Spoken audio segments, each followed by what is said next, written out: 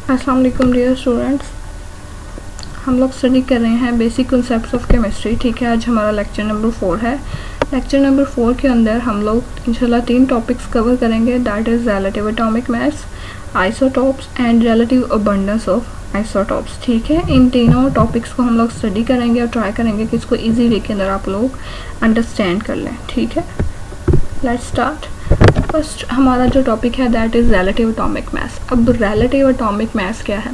Atomic mass तो आपको पता है कि किसी भी एटम के अंदर जो उसके न्यूक्लियस के अंदर प्रोटॉन और न्यूट्रॉन्स हैं, उनकी जो है क्वांटिटी है, उनकी जो नंबर्स हैं, उनके मासेस को सम करें तो आपके पास एटॉमिक मास आता है। अब रिलेटिव का जो वर्ड है, आप लोगों ने इसके ऊपर गौर करना है कि रिलेटिव मीन्स के जो रिलेट करता है, मीन्स कि एक चीज़ दूसरी चीज़ के साथ कितना रिलेट करती है। ठीक है, उसके साथ कितना मिलते हैं, उसके साथ मीन्स कह लो कि आप एक चीज़ को दूसरी चीज़ के साथ कंपेयर कर रहे हैं, उसके साथ आप उसको रिलेट कर रहे हैं। ठीक है, तो अब रिलेटिव एटॉमिक मास क्या है? ये है कि आपके पास जो कार्बन का मास है, कार्बन का जो एटॉमिक मास है, उसका जो 12th पार्ट है। ठीक है, रिमेंबर दैट कि कार्बन के मास का, एटॉमिक मास का जो 12th पार्ट है, वो उसका जो 12th पार्ट है उसके साथ कंपेयर किया जाता है बाकी एटम्स के एटॉमिक मासेस को। ठीक है, फिर से सुने कि कार्बन का जो एटॉमिक मास है, ठीक है, उसका जो एटॉमिक मास होगा उसको 12 से डिवाइड करें आप। ठीक है, तो आपके पास एक आंसर आया। अब उस आंसर के साथ कंपेयर किया जाता है बाकी एटम्स के एटॉमिक मासेस को। ठीक है, मीन उनकी रेशो ली जाती है, तो जो आपके पास फिर आंसर आता है वो होता है रिलेटिव एटॉमिक मास। ठीक है, देखें इसकी definition. mass of one atom of an element compared with the mass of an atom of carbon taken as 12 is called relative atomic mass। ठीक है, कि कार्बन का एटम लेते हैं हम जिसे टेकन एज 12 किया जाता है, मीन के कार्बन का जो आंसर आता है आपके पास वो 12 आता है। ठीक है, जब आप कार्बन के एटॉमिक मास को डिवाइड करेंगे ना, तो आपके पास जो आंसर आएगा दैट विल बी 12, कि उसका जो एटॉमिक मास कार्बन का हम लेते हैं वो 12 होता है। ठीक है, एग्जाम्पल देखें इसकी कि हाइड्रोजन है, तो हाइड्रोजन का जो आपके पास रिलेटिव एटॉमिक मास है 1.0079 है। इसी तरह क्लोरीन का है 35.453 है। ठीक है, इस तरह ऑक्सीजन का है। ये सारे क्या हैं? इन सारे मैसेज को कंपेयर करके कार्बन के 12th मास के साथ फिर निकाला गया। ठीक है, इसे कहते हैं रिलेटिव एटॉमिक मास।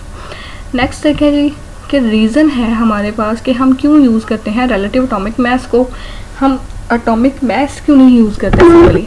अब इसमें रीज़न ये है कि जो एटॉमिक मास है आपको पता है ये 10⁻⁻25 to -22 ग्राम के दरमियान में होता है। ठीक है, बहुत ज़्यादा स्मॉल वेट है, ये बहुत ज़्यादा स्मॉल वेट है। ठीक है, तो इतना स्मॉल वेट मेजर करने के लिए बहुत ज़्यादा सेंसिटिव वेव बैलेंस चाहिए।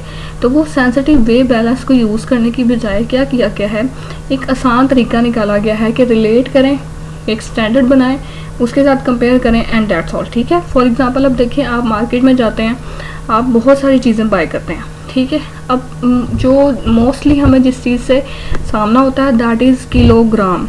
ठीक है, मैथ के हिसाब से अगर हम देखें तो दैट इज़ किलोग्राम। अब ये किलोग्राम क्या है कि आपके पास एक स्टैंडर्ड फिक्स है कि अगर 1000 ग्राम होंगे तो आपका 1 किलोग्राम बनेगा।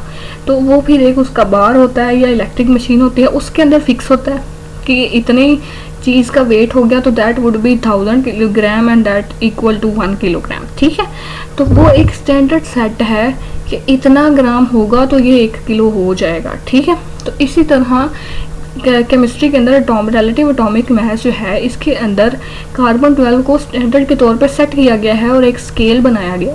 ठीक है, जिससे इजीली हमारे पास मास निकल आता है किसी भी एटम का कार्बन के मास से रिलेट करके, और उसको कहते हैं रिलेटिव एटॉमिक मास। देखिए अब mass of an atom is in range of 10⁻⁻24 to -22 ग्राम। ठीक है, so we do not weigh such an extremely small weight using very sensitive balance। ठीक है, कि बहुत ज़्यादा सेंसिटिव बैलेंस इस्तेमाल करने की हम नहीं करते इसको वे करने के लिए। इसकी बजाय क्या किया गया है, नई टेक्निक निकाली गई है, एक नया तरीका ईजी निकाला गया है जिसे रिलेटिव एटॉमिक मास कहा गया है। ठीक है, अब क्वेश्चन है कि कार्बन को स्टैंडर्ड के तौर पर क्यों लिया जाता है? इसकी बेसिकली 2 मेन रीजंस हैं कि कार्बन बहुत ज़्यादा अमाउंट में आपके इर्द गिर्द प्रेजेंट है। आपकी वुड है, आपके क्लॉथ्स हैं, आपकी कुकिंग की चीज़ें हैं, खाने की चीज़ें हैं, सब में नियरली कार्बन बहुत ज़्यादा अबंडेंट अमाउंट में, बहुत ज़्यादा अमाउंट में प्रेजेंट है। ठीक है, और दूसरा ये बहुत ज़्यादा स्टेबल है कार्बन, ठीक है। Due to stability and abundance of carbon compound, carbon is use as standard reference, ठीक है। इसलिए कार्बन का जो मैस है कंपेयर किया जाता है उसे विद, या किसी भी एटम का जो मैस है उसे कार्बन 12 के स्केल के साथ कंपेयर किया जाता है, और फिर रिलेटिव एटॉमिक मैस हमारे पास ऑब्टेन होता है। और कार्बन का जो रिलेटिव एटॉमिक मैस है वो 12 है, ठीक है। कार्बन का रिलेटिव एटॉमिक मैस जो मेजर किया गया है वो कितना है, वो 12 है। अब नेक्स्ट हमारा टॉपिक है दैट इज आइसोटॉप्स, ठीक है। अब देखें this word is iso mean same, ठीक है, एक जैसे। अब आइसोटॉप्स क्या होंगे कि सबसे पहले देखें कि आइसोटॉप्स को ऐसे एटम्स को कहते हैं जिनके अंदर उनका एटॉमिक मैस, ठीक है, जो उनका एटॉमिक मैस है वो डिफरेंट हो लेकिन उनका एटॉमिक नंबर डिफरेंट हो। ये दोनों चीज़ें क्या है ये भी मैं आपको बताती हूँ कि एटॉमिक मैस और एटॉमिक नंबर आप लोग प्रीवियस क्लासेस में बहुत अच्छे से पढ़ चुके हैं, लेकिन मैं आपको अभी रिव्यू करवाऊंगी इसका, ठीक है। तो क्या है आइसोटॉप्स, हिस्ट्री इसकी सबसे पहले देखें कि हिस्टोरिकली जो डाल्टन थे साइंटिस्ट, उन्होंने थ्योरी पेश की थी डाल्टन थ्योरी, ठीक है।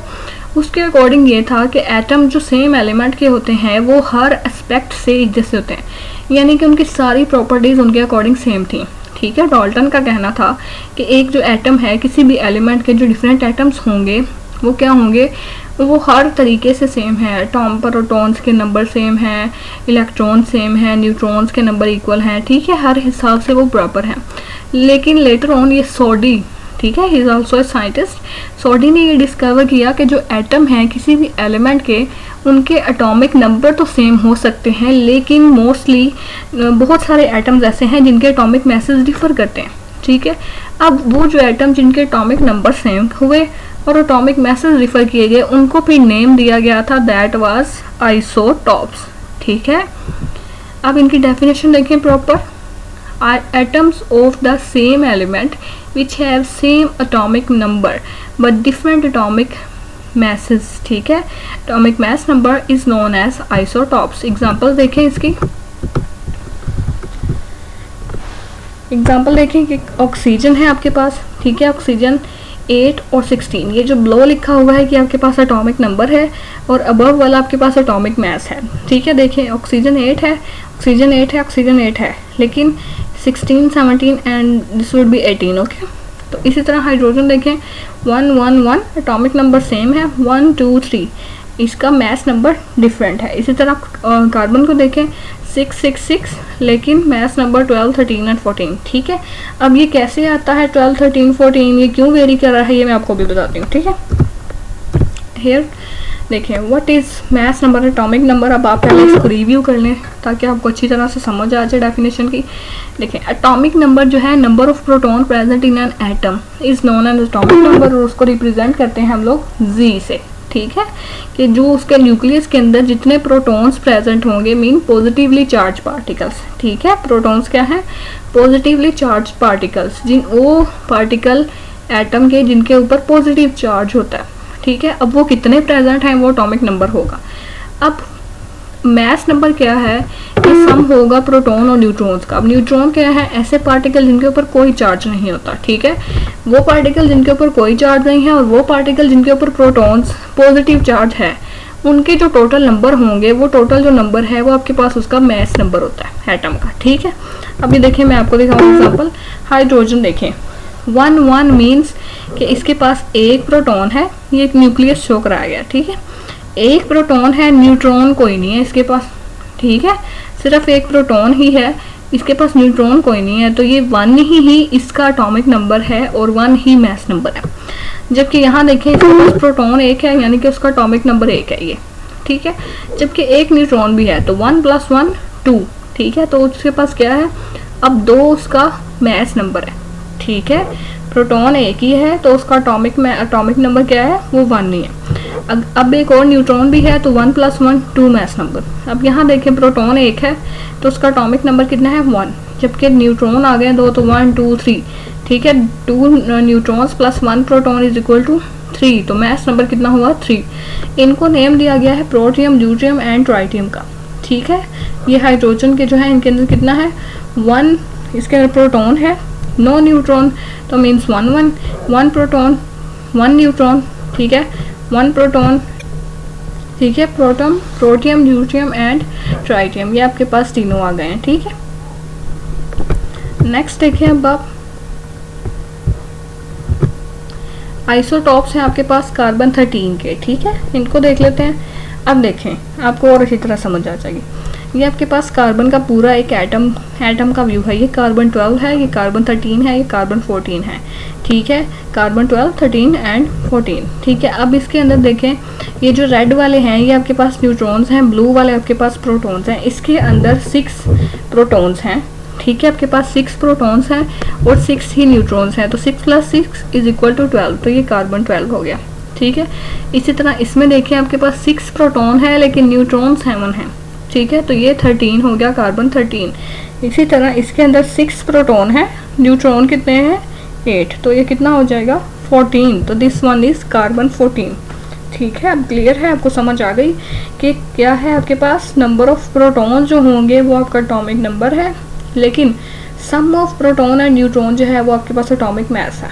तो ठीक है, वो एटम्स जिनका एटॉमिक नंबर सेम हो लेकिन एटॉमिक मास डिफरेंट हो वो क्या होंगे, आइसोटॉप्स, ठीक है। नेक्स्ट चलते हैं प्रॉपर्टीज़ ऑफ आइसोटॉप्स, कि आइसोटॉप्स की क्या प्रॉपर्टीज़ हैं। अब देखें कि आइसोटॉप्स की बहुत सारी प्रॉपर्टीज़ जो हैं उनके एटॉमिक मास पे भी डिपेंड करती हैं और कुछ उनके एटॉमिक नंबर पे भी डिपेंड करती हैं।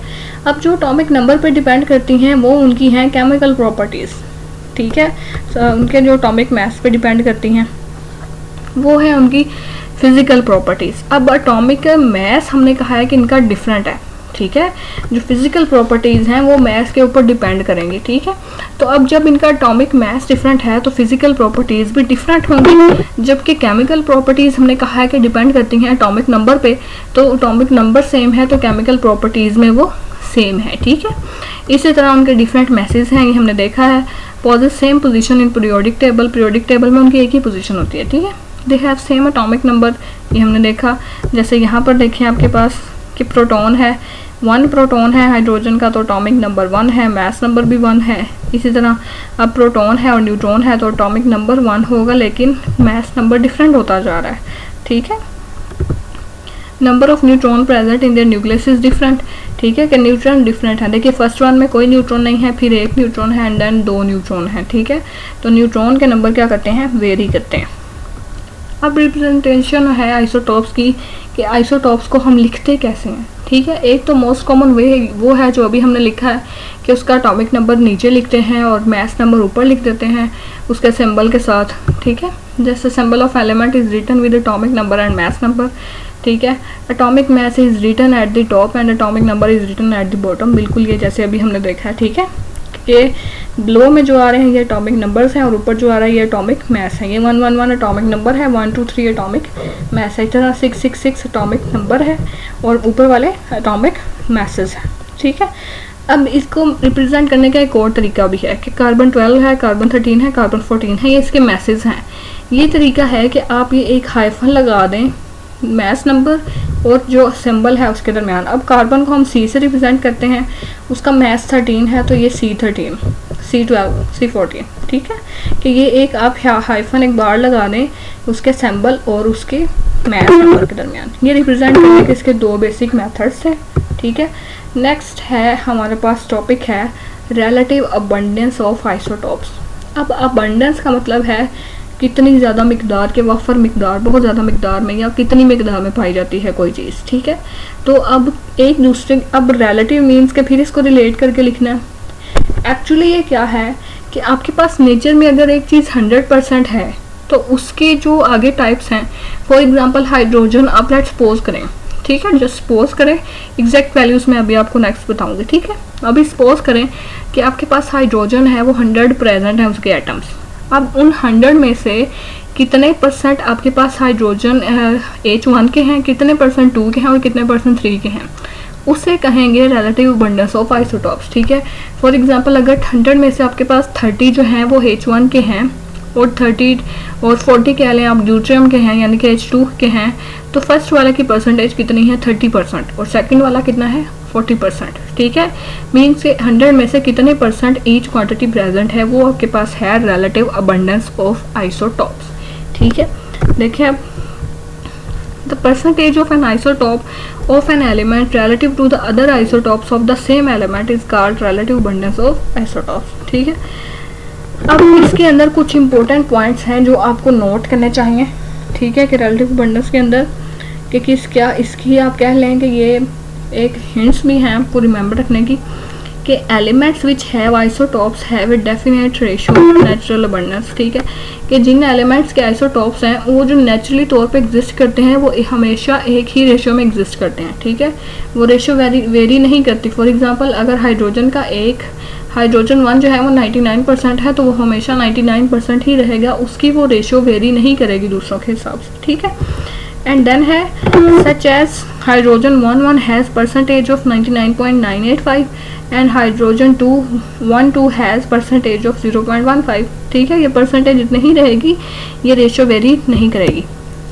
अब relative abundance of isotopes determine किया जाता है इसको मास स्पेक्ट्रोमीटर से।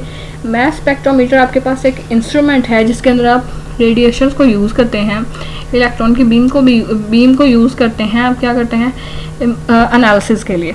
ठीक है, अब आपके पास देखें मोर देन 280 आइसोटॉप्स एग्जिस्ट। अब आपके पास तकरीबन 280 से ज़्यादा आइसोटॉप्स इस वक्त तक प्रेजेंट हैं, जिनमें से 40 जो हैं वो रेडियो एक्टिव हैं। अब रेडियो एक्टिव क्या है? रेडियो एक्टिव ऐसे मटेरियल को कहते हैं जो खुद रेडिएशन को इमिट करते हैं, जैसे सन रेडियो एक्टिव है। ठीक है, सूरज रेडियो एक्टिव है कि खुद ब खुद रोशनी को इमिट करता रहता है, तो वो क्या है रेडिएशंस को इमिट करते हैं। 40 जो है वो एग्जिस्ट करते हैं ऐसे। अब 300 जो है ना, अब ये तो थे आपके पास 280 जो है ये नेचुरली अकरेंस है कि कुदरती तौर पे पाए जाते हैं, लेकिन बहुत सारे जो प्रोसीजर्स हैं डिसइंटीग्रेशन के यानी कि तोड़ फोड़ के जो प्रोसेसेस हैं उनके दरमियान आपके पास नियरली 300 अनस्टेबल आइसोटॉप्स हैं। अनस्टेबल मीन्स कि वो डिसअपेयर हो जाते हैं, बहुत जल्दी ख़त्म हो जाते हैं। ठीक है, अब देखें जी isotopes which has only one isotope is known as monotopic. ठीक है, आपको पता है मोनो का मतलब क्या होता है? 1। ठीक है, मोनो का मतलब क्या होता है? 1। तो जो आइसोटॉप्स हैं जिस सिर्फ एक ही जिसे एटम का आइसोटॉप हो उसे मोनोटॉपिक आइसोटॉप कहते हैं। ठीक है, relation of atomic number with the number of isotopes, कि एटॉमिक नंबर का आइसोटॉप्स के नंबर के साथ क्या रिलेशन है एक्चुअली। ठीक है, ये भी है कि अब देखें ओड जो आपके पास एटॉमिक नंबर होगा, अगर आपका एटॉमिक नंबर ओड है तो element which has odd atomic number mostly do not have more than 2 stable isotopes. ठीक है, कि जो एटम्स हैं उनका एटॉमिक नंबर ओड है, 1 है, 3 है, 7 है, 9 है, 11 है, तो उनके जो आइसोटॉप्स हैं जितने भी एग्जिस्ट करें लेकिन उसके अंदर ज़्यादातर जो है सिर्फ 2 ही होंगे जो स्टेबल हों। ठीक है, फॉर एग्जांपल आप देखें नाइट्रोजन के 3 आइसोटॉप्स हैं, 14, 15 और 13, लेकिन उनमें जो बहुत ज़्यादा स्टेबल हैं वो सिर्फ 2 ही हैं, 14 और 15। बाकी ये जो 13 है ये 9.9 मिनट्स के बाद ये हाफ रह जाता है, फिर फर्दर 9.9 मिनट्स के बाद ये 1/3 रह जाएगा, फिर 1/4 रह जाएगा। ठीक है, ये डिके कर करके ख़त्म हो जाता है, तो ये मतलब ये स्टेबल नहीं है। ठीक है, इसी तरह element of even atomic number has large number of isotopes and isotope with mass number multiple of 4 are abundant, कि वो आइसोटॉप्स जिनके जो मास नंबर हैं वो इवन हैं यानी कि 2, 4, 8, 6 वो ज़्यादा क्वांटिटी में पाए जाते हैं, ज़्यादा उनके नंबर होते हैं, और वो आइसोटॉप्स जिनके 4 का मल्टीपल हो, मतलब 4 हो, 8 हो, 12 हो, 16 हो, वो क्या होंगे? वो बहुत ज़्यादा क्वांटिटी में पाए जाते हैं। ठीक है, फॉर एग्जांपल अब आपके पास ऑक्सीजन है, मैग्नीशियम है, सिलिकॉन है, कैल्शियम है, आयरन है, ये सब देखें आप 24 के टेबल में आता है, 28 भी 4 के टेबल में आता है, कैल्शियम के अंदर 40 भी 4 के टेबल में आता है, 56 में आता है। तो ये सारे क्या हैं? ये अर्थ क्रस्ट का 50% यानी कि आपकी ज़मीन का 50% जो हिस्सा है वो इनसे मिलके बना है। ठीक है, तो there are 154 naturally occurring isotopes which have even atomic numbers. ठीक है, कि काफ़ी ज़्यादा है। आउट ऑफ 280 देखिए आपके पास 154 जो हैं वो क्या हैं? वो इवन है, इवन मैथ नंबर्स हैं उनके। ठीक है, तो ये नेक्स्ट आपके पास इनकी कुछ हैं कि ये रिलेटिव अबंडेंस है कि हाइड्रोजन में H1 की 99.9% है, H2 की 0.01% है, 15 है। इसी तरह कार्बन, नाइट्रोजन, ऑक्सीजन और सल्फर की दी गई। ठीक है, ये आज के लिए इतना ही काफ़ी है। होपफुली आपको लेक्चर समझ आ गया है। फिर भी अगर आपका कोई क्वेश्चन है तो मोस्ट वेलकम, आप पूछ सकते हैं मुझसे। ठीक है, तो दुआओं में याद रखिएगा। अल्लाह हाफ़िज़।